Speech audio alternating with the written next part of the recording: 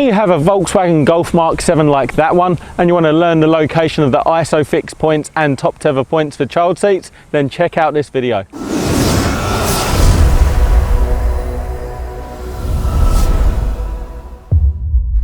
Hi there guys, welcome to another Ross Perry Productions video and welcome to another video on this lovely 2015 Golf GTI MK7. This is the performance edition, but this process will be the exact same for all of the MK7 range. So what I'm going to be showing you in this video is how you can actually fit in child seats to the back and where the fixing points are. Now I don't have a child seat with me at the moment, but I will show you how to fix them and also where the top tether points are. So this car does come with ISOFIX points, and those ISOFIX points are suited to 2 chairs being in the back.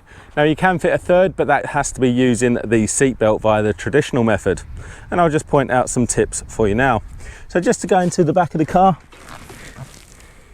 and looking down at the back here, you'll see these plastic caps. They're actually covering your ISOFIX points. So like I say, there's 2 positions and one is on the left hand side like this. So they're the 2 positions for the ISOFIX mounts. And then you've obviously got some on the other side of the car.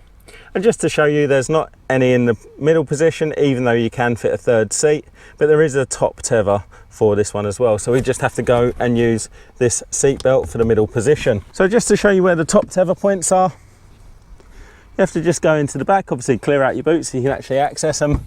But just on the back of the seats on the left and right position, they're here, and it just says top tether, shows you a little child in a seat there. And we've got the same over the other side of the car. There we go. Make sure these top tethers are always on. They do secure the seat much more. Now just to look in the middle, there's obviously not one down at the same level there, which might be surprising to some, but it is just up there. So I would actually go, I'd lift up the headrest by using that lever there. Sorry, a bit hard to do one-handed. There you go, you get the idea. And then you can actually get the tether underneath there, leave that up high. You might need to do that for all of the other positions for the child seats anyway, and then link on to that top tether point there. If you do have any problems, just yell out in the comments down below and I will try and get to them as quick as I can. But if you found that video helpful, please do give me the thumbs up, leave me a comment down below, check out some of my other videos and subscribe to my channel.